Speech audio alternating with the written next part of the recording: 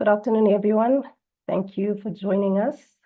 I think let's just give it one more minute for people to grab their coffees and for more people to join us.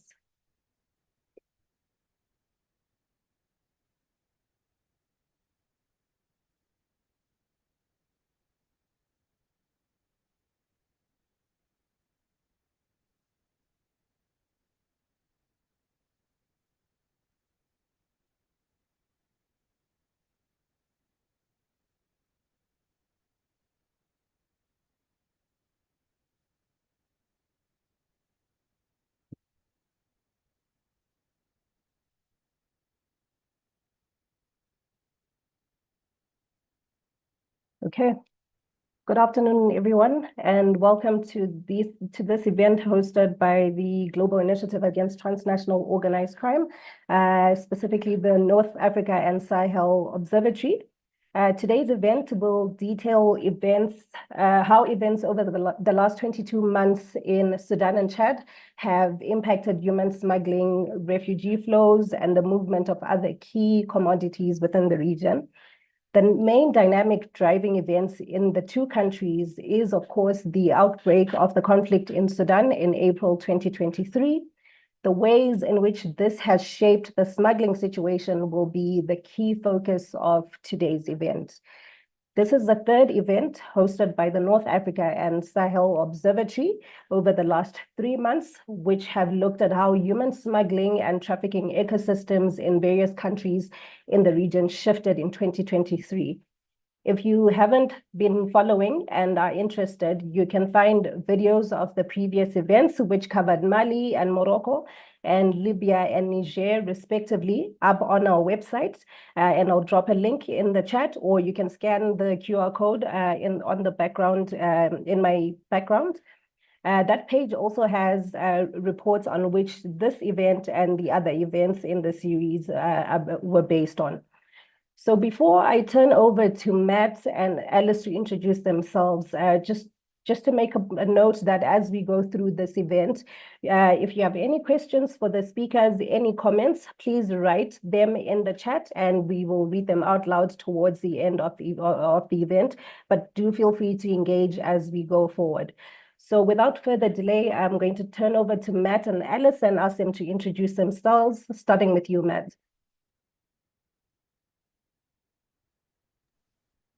Thank you very much, Rumbi. My name is Matt Herbert. I'm the head of research at the North Africa and Sahel Observatory here at the Global Initiative. And I've been heading up most of the research that we've undertaken on Sudan, working alongside some great analysts like Amaruddin Badi, Tasnim Abdulrahim, and of course, Alice Faraday. I'll turn it over to Alice now to introduce herself. Thanks, Matt. Hi, everyone. My name is Alice Faraday. I'm a senior analyst with the North Africa and Sahel Observatory, and I research illicit economies in the Sahel with a focus on Niger and Chad. Thank you both. So to start, Matt, can you tell me what we're seeing around human smuggling in Sudan and how the conflict is reshaping this ecosystem? Sure. So first, I think it's important to note that Sudan has been a key zone for human smuggling for decades. And this is largely due to its geographic position between major origin countries in the Horn of Africa, points such as Ethiopia, Somalia, and some of the major transit and destination countries in North Africa and the Levant, notably Libya, Egypt, and Israel. Now, since the mid-2010s, what we've been recording has really been a downturn in human smuggling through and from Sudan. And this has largely been due to heightened enforcement pressure in Sudan, including by the rapid support forces, including in areas along the border with Libya, as well as in neighboring countries. And this really succeeded in reducing the number of migrants, of refugees that were moving through Sudan northward quite substantially. But crucially, most of the human smuggling infrastructure, the networks, the routes, the knowledge in communities around how to move cross-border remained, even if actual movement was quite low. And so this was the context that existed when war erupted last year on the 15th of April. And as has been well reported, the conflict has driven really quite substantial displacement. According to UNHCR, what we've seen is about 11 million people have been displaced, or about 1 in 5 Sudanese citizens. Now, most of these, roughly 8.5 million, are internally displaced, but another 2.5 million have fled into neighboring countries, mainly Egypt, Chad, Libya, and South Sudan. And what we saw is that in the first months of the conflict, a lot of this displacement, a lot of the movement cross borders was pretty organic and unstructured. So you found people essentially fleeing war, fleeing conflict, fleeing violence, and being able to move relatively unimpeded into Chad, into South Sudan, and into Egypt. But also what we saw from about the midpoint last year onwards was that regional states, especially Egypt, started to impose much more serious mobility requirements on the refugees, including visa requirements. And you started to see this increasing turn towards human smuggling networks, both to get into Egypt through places such as the Haliab Triangle on the far eastern side of the Sudan-Egypt border, as well as into places like Libya, which, because of the remoteness of the Libyan border within Sudan, difficulty in getting to it, had actually seen very few refugee arrivals in the first months of the war. But progressively, what we've seen with Libya is that this has changed. And now we're seeing hundreds of new arrivals per day in the southern Kufa region alone. Now, the situation is a little bit different in Darfur, in the west of Sudan. And there, what we've seen is that essentially human smugglers, who oftentimes have forged close connections to the rapid support forces, in some cases, due to the rapid support force crackdowns on those same smugglers last decade, have leveraged these connections to move refugees through RSF-controlled territory, lessening the risk of abuse, assault, or robbery. And what we see is that moving without these smugglers oftentimes is tremendously risky. There's a great piece of analysis that was recently put out by the Mixed Migration Center that looked at arrivals into Chad. And what you see from that is that actually the occurrence of abuse is quite heavy. Human smugglers and human smuggling networks operating in the west of Sudan are a way to get around that, to lessen vulnerability of migrants, leveraging those connections between the smugglers and the RSF. So what have we seen overall?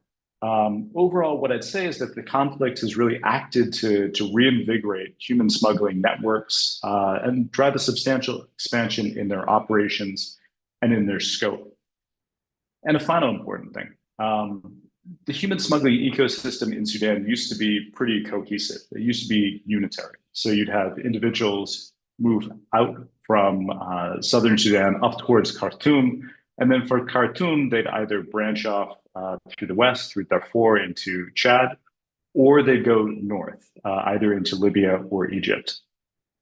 What we've seen is that since the war broke out, this is fractured. This ecosystem has fractured. And it's broken down effectively along lines of territorial control. So what is held by the RSF versus what's held by the Sudanese armed forces. And what you see is, for example, RSF or citizens in RSF-controlled areas, such as those in the west of the country, as well as in the south, have largely diverted out into Chad, and to a much lesser degree into the Central African Republic and into South Sudan. Whereas those that are in areas controlled by the Sudanese armed forces or their allies, and this is important here because what we're seeing too in areas such as North Darfur, as well as northern state, is that there's effectively an important role being played by former armed group actors that are acting as what's called the joint force. And what we've seen there is that essentially citizens in these areas go north. They go north either still into Egypt, and there's still heavy smuggling that takes refugees in through there, or into Libya. And as I noted, we've seen a sharp uptick in arrivals to Libya, especially as violence has surged in areas of North Darfur, such as in and around Al-Fashir, that are controlled by SAF and SAF-affiliated forces. If I can turn over to you, Alice, now, what about Chad? What's happening there? There are many Sudanese refugees arriving in Chad. What happens next? So in Chad, I'd like to start with some specific numbers to give a better sense of the dynamics we've been observing in the last few months. So since the outbreak of the conflict in April 2023 until now, over 930 people have arrived in Chad. So mostly in the Wadai, Sila, Wadi Fira and Enedi Est regions. And this is continuing. So, for instance, in the first week of October, 25,000 people crossed into Chad. So these are really huge numbers of people, and they continue to grow. This is in addition to the 400,000 or so Sudanese refugees who were already in Chad before the start of the conflict. And despite large-scale humanitarian assistance deployed to eastern Chad, the situation of Sudanese refugees remains dire. So without going into too much detail, overall refugee camps are severely overcrowded, underfunded, and living conditions there are very difficult. There are also around 200,000 people who do not have access to the camps and who live in makeshift shelters set up near the Sudanese border. So initially, in the first months of the conflict, most Sudanese refugees who arrived in Chad remained in these camps or in the shelters in eastern Chad. However, increasing numbers of refugees have sought onwards travel through Chad towards Libya or Niger in the latter half of 2023 and in 2024. And the increase in these movements is likely due to a number of factors, including obviously the poor conditions faced by the refugees in camps in eastern Chad, but also the protraction of the conflict, resulting in diminished prospects of returning to Chad in the short to medium term, but also the need for refugees to seek income to support their families. So from eastern Chad, there are several possible destinations for refugees on the move. First, there's the gold mining areas in northern Chad. So Kouribougoudi is the largest gold field. It can either be a destination in itself, as Sudanese gold mining communities are well established there, or it can be a transit point for travel to Libya. And routes from eastern Chad to northern Chad and then on to Libya involve passers, so there's no public transport. But these are really well-established human smuggling routes. Sudanese refugees can easily find passers from towns such as Abishi or Adre. And some passers also offer departures directly from refugee camps. Secondly, there are increasing numbers of Sudanese refugees traveling from eastern Chad to Niger. So to Niger, there are two main routes. Some people travel to northern Chad and then into Niger from northern Chad, while others travel via N'Djamena and into Niger via Difa. So from northern Chad to Niger, most departures take place from Zouar, which is only about 50 kilometers from the Nigerian border. And this main itinerary connects Zouar to Shirfa, which is the main town linked to the Jado goldfield in Niger. So some Sudanese are using this route to northern Niger goldfields to seek employment, but others use these goldfields as transit points to reach Agadez, Arlit, or other goldfields such as Chibaragaten. And this is because there's already a well-established human smuggling infrastructure that connects goldfields to main towns and to each other in Chad, Niger, and across the Sahel. The other route to Niger from eastern Chad involves using public transport from Abishir to N'Djamena, which is relatively easy and cheap. And then from N'Djamena, there are informal transport companies that operate departures to Niger via Bol and Ngigmi. And then from there, they can easily reach Difa. And in Difa, there are numerous departures with commercial buses to reach other towns in Niger. And I'll just finish with the intentions of Sudanese refugees traveling to Niger. They can fall into three broad categories. one, to reach towns where there's a UNHCR presence in order to obtain asylum seeker status in Niger. So Agadez is quite a major destination. Two, to find work in Niger's gold fields. And three, to travel to Algeria and to a lesser extent Libya. But there can also be a combination of all three of these intentions, and they can change over time. What about the situation in Libya and Egypt, Matt? What are we seeing in those areas?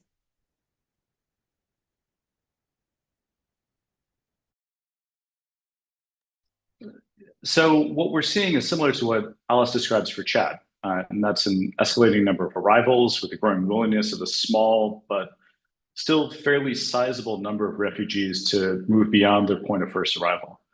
So on Egypt, there continues to be a lot of human smuggling movement across the border between Sudan and Egypt, particularly via the Haliyab Triangle, like I said, on the eastern end of the border, and the Wadi al-Aki area, which is essentially right to the west of it. And these routes, as well as a lesser used route very close to the Nile, all end in Aswan. From there, what our understanding is that most refugees head north up to larger cities like Cairo and Alexandria. Now, what we've started to hear from refugees via the interviews that we've done with them is that it's not only increasingly difficult to get to Egypt, so they've put in place enhanced border controls. This has driven up the cost of smuggling.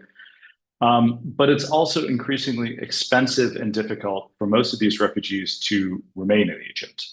Essentially, unless an individual or a family owns property in the country or has substantial resources, they're facing a progressively worsening situation in Egypt right now.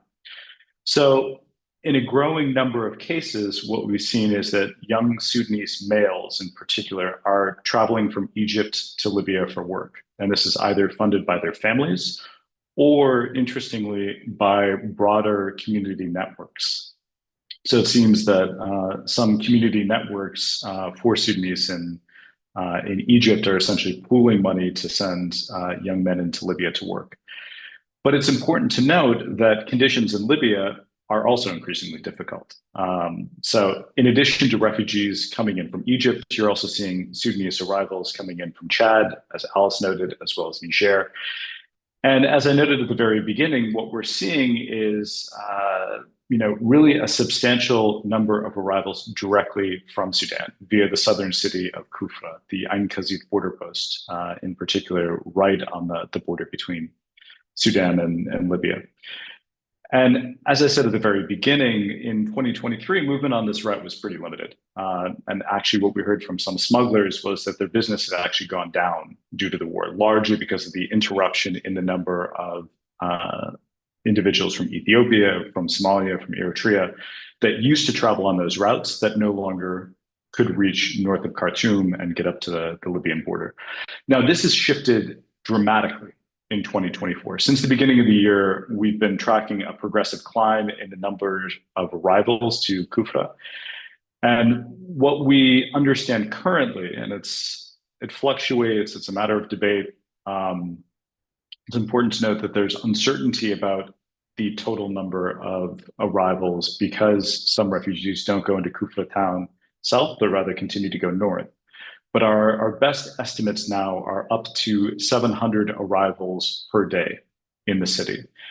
And most of these arrivals are coming from eastern and central Sudan, transiting towards Libya, being Dongola, up to the Mutlaq, and then across Ain Kazid.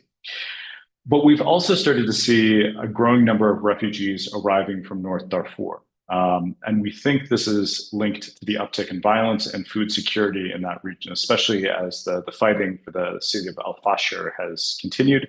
And as violence, frankly, has kind of metastasized across a broad swath of the area within North Darfur. Now, as a result of these arrivals, the number of Sudanese in Kufra, and it should be noted that Kufra itself is a pretty small place. It's about 70,000 Libyan residents. The Sudanese population in the town has apparently ballooned out, by some accounts, to about 40,000 refugees. But this is a kind of a transient population. This is a port of first arrival. And most of the refugees aren't staying in Kufra. They're heading north, they're heading west towards major cities such as Ajdabiya, Benghazi, Tripoli, areas such as that. And what we're seeing is that conditions in Kufra, because of this large population, were getting difficult. Increases in the price of rent, increases in the price of transportation, all of the rising prices you'd expect with a sharply increasing population. What we're seeing too is that essentially there's been a similar mirroring of challenges in these other much larger urban areas within Libya that Sudanese refugees are going to. So we're seeing a lot of homelessness, a lot of financial precarity or precarity around lodging within the refugee community. We see that a lot of the refugees are facing difficulties in accessing services such as healthcare or education for their children. And there's a substantial amount of vulnerability too within the jobs that are available, especially for women who in many cases have gone to work in domestic situations, working as house cleaners or caring for children, all of that. And this has exposed them in some cases to abuses on that end. Now, it's important to note that the national political environment in Libya, in both East and West, is still broadly conducive to the refugees. But both governments really are in many ways challenged by the absolute level of need. You're also starting to see some tensions cropping up at the local level. So I referred to rising prices before and those issues in Kufa. You also see tensions rising on the issue of homelessness and begging that's occurring in places such as Tripoli. And so as a result, what we've seen is that the risk of detention has gone up for Sudanese throughout Libya. While most are eventually being released, there's also been an uptick in deportations from Libya back to Sudan. It's a bit disputed how many have occurred, but authorities in the East have claimed to have deported between 1,000 and 1,400 in the first half of the year alone. So it's a relatively sizable number there. Now, it's also important to note that Libya in some cases is also a gateway to movement further west, particularly to Tunisia. And Sudanese are getting into Tunisia either directly across the Libyan-Tunisian border, or in some cases by going first into Algeria, such as through border areas to the south of Ghadames, and then up into zones of Western Tunisia that see fairly heavy human smuggling at present. Now, what we're seeing within Tunisia is that there are also particularly poor conditions for Sudanese refugees. Though the issue in this case isn't targeting of Sudanese specifically or issues around Sudanese specifically. Rather, these refugees have been caught up in the broader campaign against foreigners in the country. And so they're facing increasingly difficult living conditions. In some cases, they're living in some of the large areas containing kind of a variety of different nationalities of migrants and olive groves in the northern parts of the governorate of Sfax. But also we've heard repeated instances of abuse targeting Sudanese refugees, not just targeting them from outside of the foreigner community, so targeting by Tunisian citizens, for example, but also from within the migrant community within Tunisia. And it's important to note that within that community, there's been this sharp increase in predation and targeting involving migrants targeting refugees and migrants targeting other migrants, essentially attempting to predate upon them to get further funds to sustain themselves or to afford the price of a crossing towards Europe. Thanks, Matt. And what about the departures from North Africa onwards to Europe?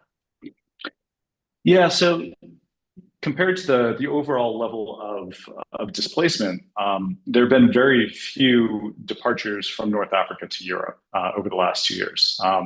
So if you look at arrivals to Italy, for example, which is a useful proxy for departures, What we saw last year, so 2023, was that there were about 6,000 arrivals of Sudanese nationals. This year, it's far lower. It's about 2,000. And it's likely that this decline is mainly due to a sharp crackdown in departures in Tunisia by Tunisian authorities. Nonetheless, I don't think that we should expect that this low level of departures is indicative of what we'll see in the future. Like I said, we're doing regular interviews with Sudanese refugees across a number of different countries, trying to gather a picture, not just on what routes they're using, but also where they're aiming to go and what's driving their movement.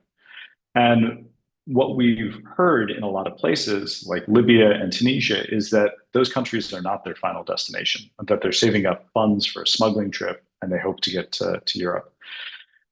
Others that we've talked to, especially those with children, kind of family units, have indicated that smuggling trips for them are just a little bit too risky, and they're planning to wait on resettlement by UNHCR. So they're kind of in a pause and wait position. And finally, what we've heard also from a number of refugees is that there are a sizable number that have indicated that they're going to wait and see what's going to happen in Sudan, whether peace will return. And under the best circumstances, they really hope to return to Sudan. Now, my sense is that right now, the last group is probably representative of most of the refugees out there, especially those coming from urban areas and from the middle class that are especially clustered in Libya and in Egypt. Now, I think the risk is that if this conflict continues and if conditions for refugees in places such as Egypt and Libya and Tunisia and Chad continue to worsen, and it becomes infeasible to live within those situations, you could see a growing willingness by a larger number of refugees right now to embark on Europe or for Europe on smuggling craft. So this is something that remains very important to track, the conditions facing these refugees, not just in points of first arrival, such as the refugee camps in Chad, or in some of the areas such as southeastern Libya, where you see these large numbers arriving, but the much more pedestrian circumstances that some are finding themselves in, even in larger urban areas such as Cairo or Alexandria or Tripoli or Benghazi or Tunis, that could then dictate whether they move on further. Thanks for that, Matt. Just a reminder to our audience to please post any questions you may have into the Q&A function, and we'll take those towards the end of the session. Alice, how about flows of people in the other direction? So, for example, mercenaries. Do we see any flows of mercenaries towards Sudan? Yeah, we do. So that's one of the things we've been tracking over the last year or so. So there have been departures of Chadian fighters to join the conflict in Sudan. So here we're mainly talking about former or current fighters from the two main Chadian rebel groups based in Libya, the CCMSR and the FACT. Though their presence and activities in southern Libya have been very much limited since 2023. There are strong ties between some Chadian rebel groups and the RSF due to the historic connection between the Janjaweed militias from which the RSF grew and Chadian rebels who were formerly based in Darfur. So joining the RSF in the conflict in Sudan is relatively easy for Chadian fighters based in southern Libya. They already have contacts with the RSF, community ties with its fighters. They can easily travel to RSF-controlled areas at the Libya-Sudan border. So it's relatively straightforward. It is quite difficult to obtain accurate figures on the number of people who are traveling to Sudan from these armed groups, partly because some individuals are only loosely affiliated with rebel groups, and there are many cases of fighters being more or less independent, so not necessarily sort of current fighters from the groups. There are also reports of recruitment by the Sudanese armed forces of fighters in Chad. So there is a recruitment taking place on both sides.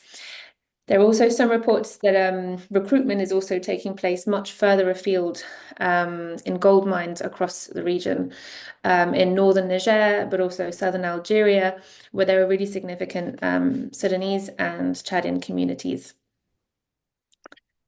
Yeah, just a quick note here. I think the mercenary issue really underscores how the conflict in Sudan is intersecting with and impacting broader illicit networks throughout the Sahel and North Africa. We're not just seeing this with mercenaries, we're seeing this around a lot of various illicit markets like food and fuel and arms. Trafficking networks that are involved in these have in many ways been rerouted and reinvigorated by the conflict in Sudan. Essentially, the war economy there has driven an evolution in a variety of different markets that are targeting the country. And I think this is important because what we've seen with other conflicts in the region, like Libya, is that there's a risk that these illicit markets, and I'd also include human smuggling into this, could end up changing in particularly durable and damaging ways, risking negative impacts on Sudan, as well as on neighboring states such as Libya, Egypt, Chad, but even further afield, such as Niger and Mali, even long after the conflict has ended. So essentially, the solidification of these evolved systems kind of will set in and be particularly difficult to address with the policy options available to the international community and regional states if action isn't taken to track them and to address them in the relatively near term. So we've talked a lot about the war and refugees, but the conflict surely has had an impact on political and security dynamics in Chad, right? So can you tell us a bit more about the Chadian context? Yeah, sure. So really in the last year or so, actually the risk of incursions from Chadian rebel groups in northern Chad has actually decreased. So in mid-2023, there were several incursions and clashes between rebel groups and the Chadian military. But since then, there are three main factors that have reduced their activity. Firstly, there's been a lot of pressure on rebel groups from the LAF in Libya. Second, there has been the surrender of significant numbers of rebels in northern Chad who've been included in the DDR process in Chad. And lastly, fighters from these groups who've also been who have joined the conflict in Sudan. So this has weakened the position of key groups such as the CCMSR and the FACT in Libya. So the risk of rebel incursions is largely contained for the time being, though it has not by any means been permanently eliminated. But Chad's political insecurity situation does remain fragile. So the conflict in Sudan has presented its own set of threats. It increased the price of basic commodities in eastern Chad due to the disruption of supply chains. So eastern Chad had relied very heavily on imports from Sudan for many basic commodities. So this has caused really severe price increases and shortages. And the mass arrival of refugees has also resulted in security concerns. So looting, armed violence, vandalization of humanitarian structures, trafficking, of course, so drug trafficking, arms trafficking, alcohol. All these things are on the rise in areas of eastern Chad most affected by the crisis. And there have been several outbreaks of violence within refugee camps. The crisis has also triggered tensions among host communities due to resource scarcity, in particular water, but also farmlands, because many farmlands have been used to set up these the refugee camps. And finally, but perhaps most importantly, the conflict in Sudan also risks reigniting or exacerbating long-standing inter-community tensions, which have already been on the rise since 2021 in southern and eastern Chad. And that's really something to look out for and to pay attention to.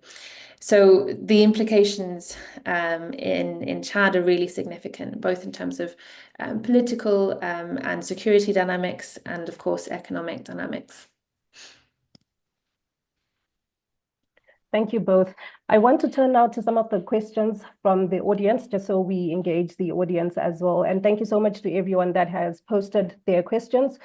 Just a reminder to everyone that you can join us in this discussion by posting your questions in the Q&A function. I'll start with a question from Andreas. And this is a question about whether the RSF affiliated groups are organizing armed convoys for the human traffickers. And if not, do traffickers handle these issues themselves? And in addition to that, have you seen an increase in the level of violence along those routes as the RSF and SAF conflict unfolded, whether from Sudan to Chad or then onwards to, for instance, Agadez and eventually Libya or Algeria? Let's start with that one, and then we'll take additional questions. Sure. I think it's important to point out the differentiation though between human trafficking and human smuggling here. And much of what we've been discussing is human smuggling. There is trafficking occurring within Sudan, and there likely is a degree of trafficking occurring along Sudan's borders. And this could either be labor trafficking or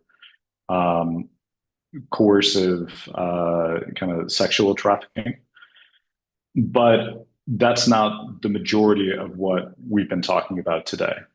Most of what we've seen, most of the reinvigoration of smuggling networks that we've talked about involves smuggling networks. And so this is a kind of a contract that's freely entered into between refugees that are looking to leave and smugglers that are providing a service.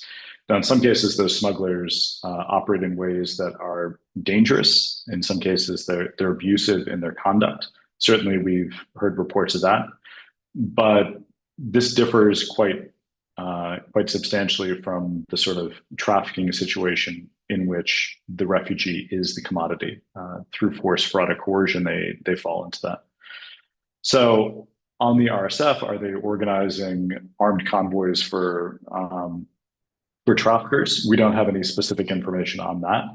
On smugglers, we can say pretty clearly, no, it doesn't seem like it. The smuggling convoys that are currently moving either across the border from Sudan into Chad or north from Darfur to the Triangle area on the Sudan-Libya border, or westwards from Sudanese armed forces controlled territory.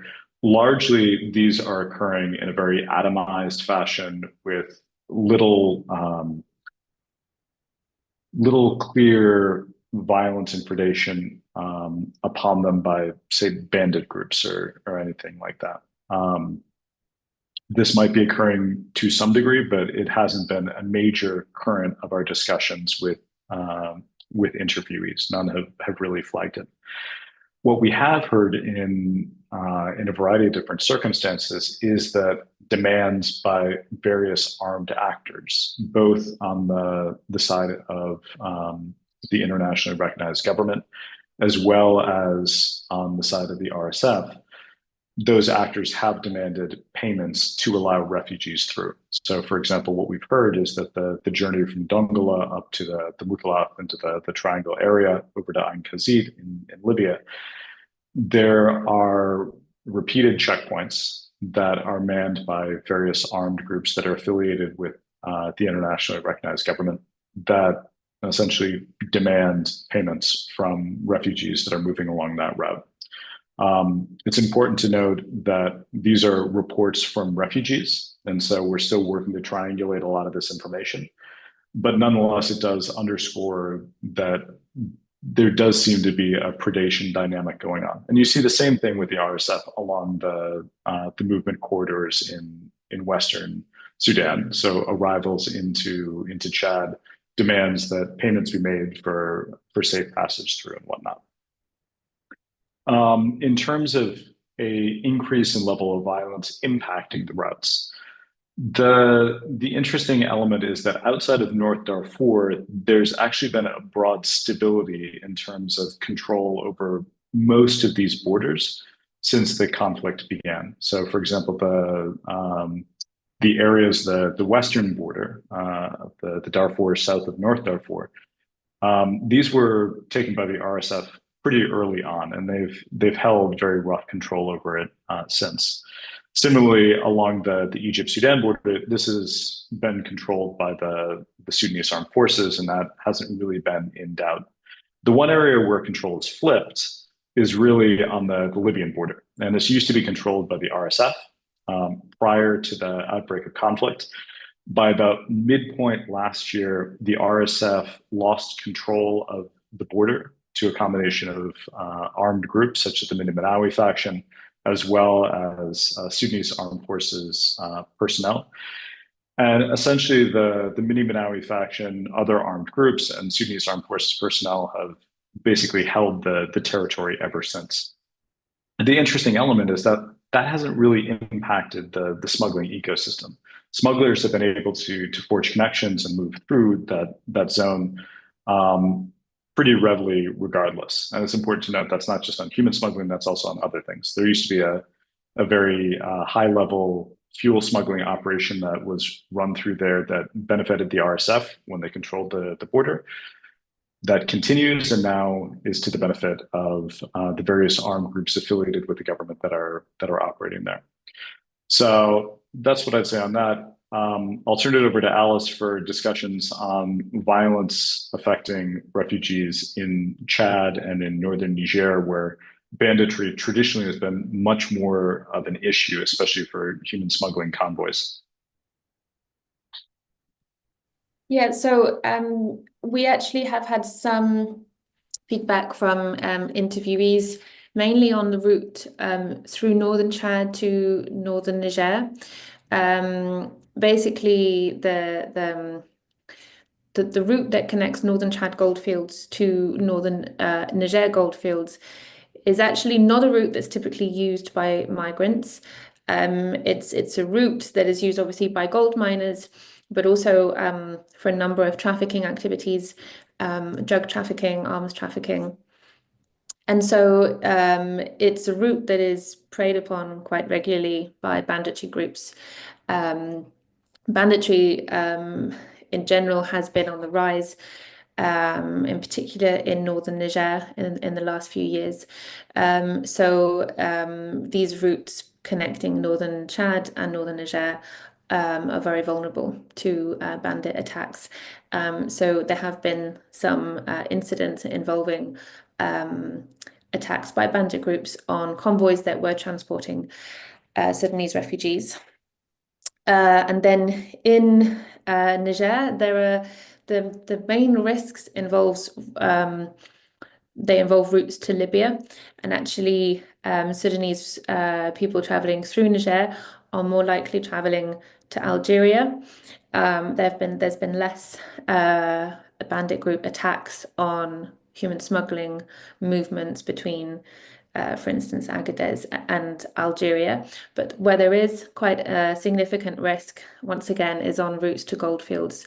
And we know that these are the routes that are used the most by Sudanese people traveling through Niger.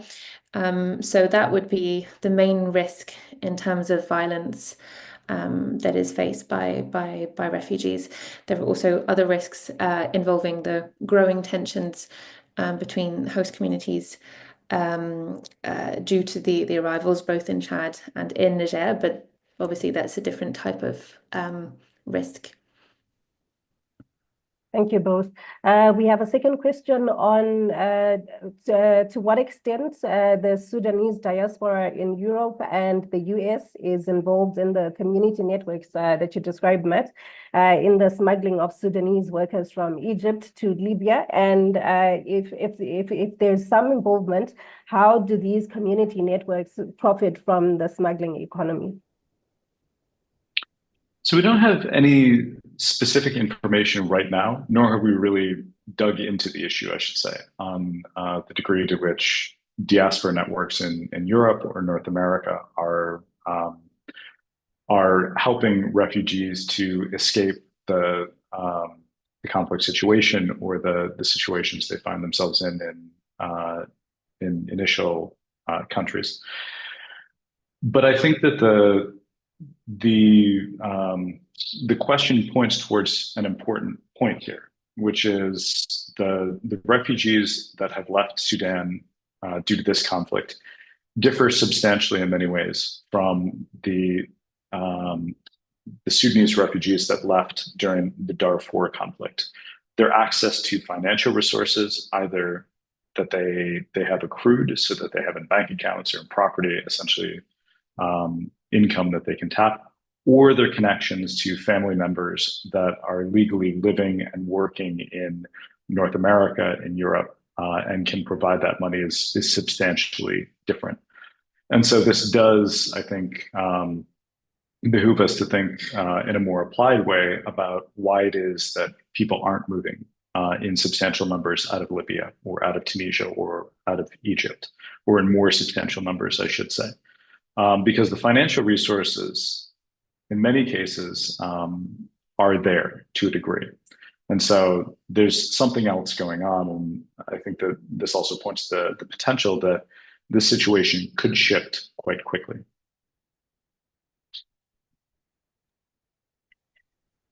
Another question is asking you to talk a bit more about women's vulnerabilities before, during, and after displacement.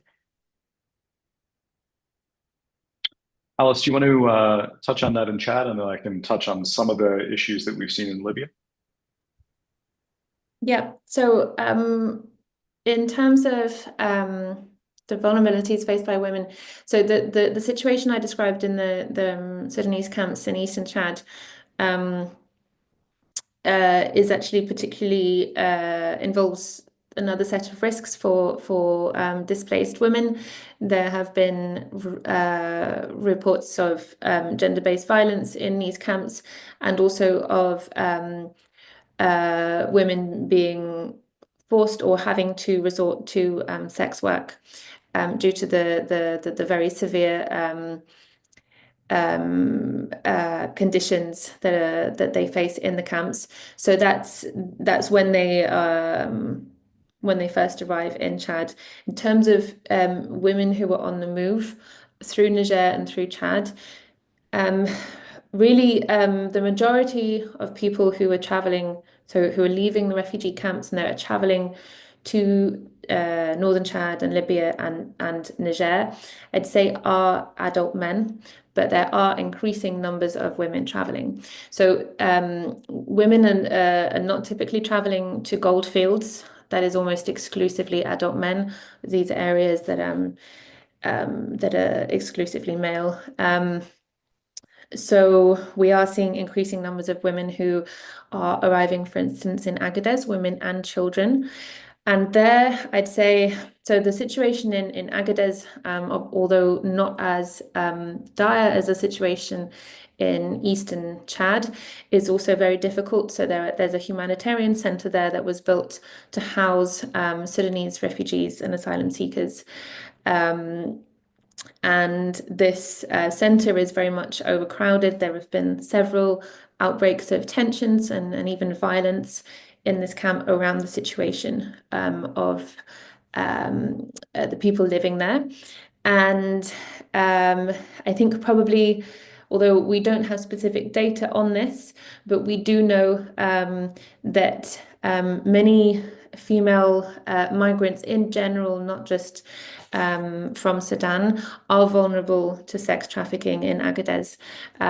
There is a demand, particularly around goldfields and in the towns that service these goldfields, and there are active sex trafficking networks that can prey on vulnerable population groups. So typically refugees and migrant women in general who find themselves stranded, particularly for long periods of time in places like Agadez, would be quite vulnerable to these dynamics. So On Libya, I mean, I think it's important to point to the issue of gender-based violence within Sudan first. We're seeing unbelievable levels, reportedly unbelievable levels of gender-based violence. And this is manifesting in the conditions that many women in particular are dealing with as they cross the border into places such as Kufra or heading north into Benghazi, Ashtabia, into Tripoli. Put simply, not only do they have substantial psychological trauma, but there are particular healthcare needs that they need, either due to sexually transmitted diseases picked up due to these assaults, or to pregnancies resulting from them, that are very difficult to address because they don't have access to healthcare. And so you face a very, very fragile situation because of that alone. I think once you get into Libya, and also to a degree into Tunisia, what you start to see too is that sort of precarity that the broader refugee populations face is particularly poor for women. Many of them have arrived without their husbands, without relatives. In some cases, they have children with them. I mean, we've seen repeated reports of women who say, we were attempting to flee. My husband went off to get a car, and he never came back. And we were only able through luck and the goodwill of others to get to Libya.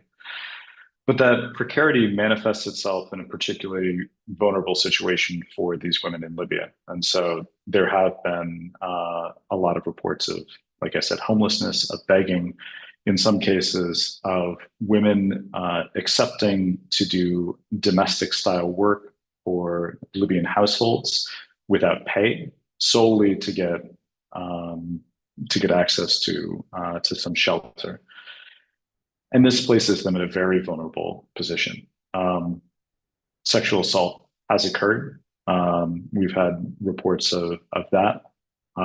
It's difficult to understand how frequent this is, how common this is, but it's certainly an issue to be addressed, and it certainly is a manifestation of the broader vulnerabilities that these women face.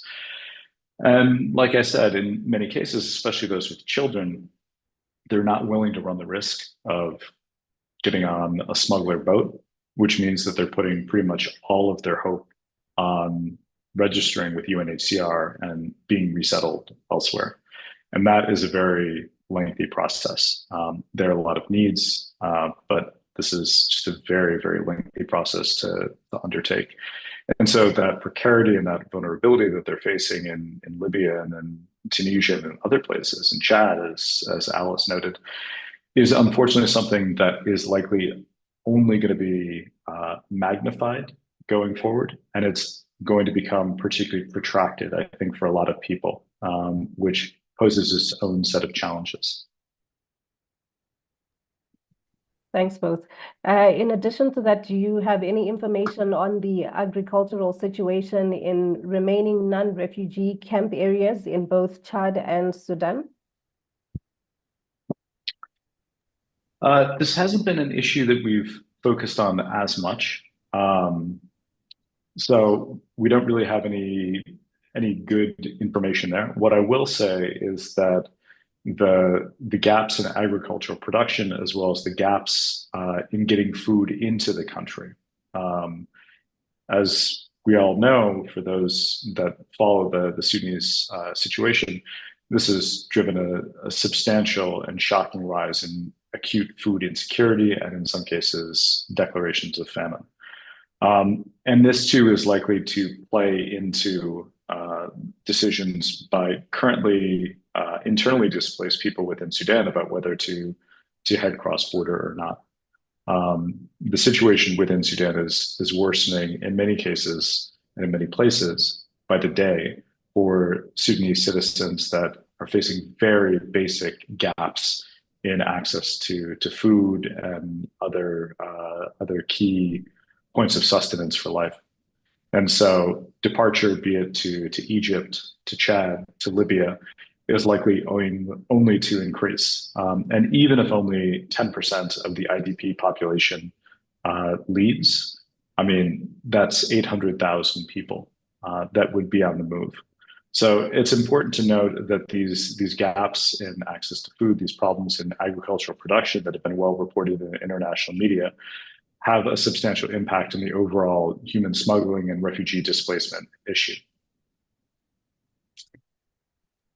I think you can go ahead, Alice. I was just going to add a couple of points on Chad. So the issue around agricultural production and more broadly food security in Chad was already an issue before this crisis. So there are many pre-existing issues in Chad around this. And so the conflict has only worsened the situation. So the Chadian government has declared a state of food and nutritional emergency at the beginning of this year, and it actually faces its fifth consecutive year of severe food insecurity. And we're seeing record malnutrition rates. So this is quite a significant factor in the difficulties that Chad faces in dealing with this huge increase in arrivals in a context where it was already struggling to feed its population. And on top of this, there have been some really severe seasonal floods, in particular in southwestern Chad. And that's caused the loss of tens of thousands of livestock and agricultural land too. So really, this is quite an important topic to keep on the radar, because this affects how Chad can respond to this crisis. So yeah, it's a very dire situation in terms of food security and agricultural production. Thank you. I'm aware that we're fast running out of time, but I do want us to take this one last question because I think it's an important point for us to end on. So this is a question from Ali on how we can design an observatory ecosystem in Sudan and Chad, which fosters collaboration between local stakeholders and international partners to effectively address human smuggling, ensuring that local contexts and needs are prioritized while benefiting from global expertise and resources. I mean, so what I'd say is, in many ways, the answer has been put in front of the question. And what I'd say is that, what needs to be done. And one of the things that needs to be done better by the international community and by stakeholders that are keenly interested in positively impacting the situation is a better understanding of what's happening on the ground, a better collection of information. This is not an information-rich environment. And the sort of information that we work to do through our research is very difficult to get. I think an observatory ecosystem developed with local actors, local NGOs, local CSOs, local community members on the ground in Chad and in Sudan is absolutely what's essential. And in terms of bringing international expertise into to buttress this, to help to provide cutting edge methodologies for research, for analysis, and to take information developed on the ground and provide it out to an international audience. I think there are a number of avenues for that. Certainly, this is what the Global Initiative Observatory on Organized Crime in North Africa and the Sahel attempts to do, is this connection between the local and the international. But this is only going to become more important going forward, not just in Sudan and Chad, though I think that's an acute need right there, but also more broadly throughout much of the Sahel and much of North Africa, where increasingly the information environment, the data on what's going on, including around Sudanese refugees and refugees coming from other conflict contexts, is difficult to access, is difficult to interpret because there's not sufficient information, there's sufficient contextual understanding. And that in turn has implications on how international interventions, aid packages, support to various governments, and ultimately efforts to devise effective cross-regional strategies to acute situations such as the Sudanese conflict. They founder because of the lack of this. So this is, I think, quite key. Alice, would you like to add anything? No, I think Matt said it all. Sure. Thank you so much, everyone, for joining us. We have reached the end of our webinar. Just a reminder that you can access the reports on human smuggling and trafficking ecosystems in various countries in the North Africa and Sahel region by following the link that we have posted in the chat or by scanning the QR code. Thank you so much for joining us, everyone, and we hope to see you at our next event. Have a good day. Thank you very much.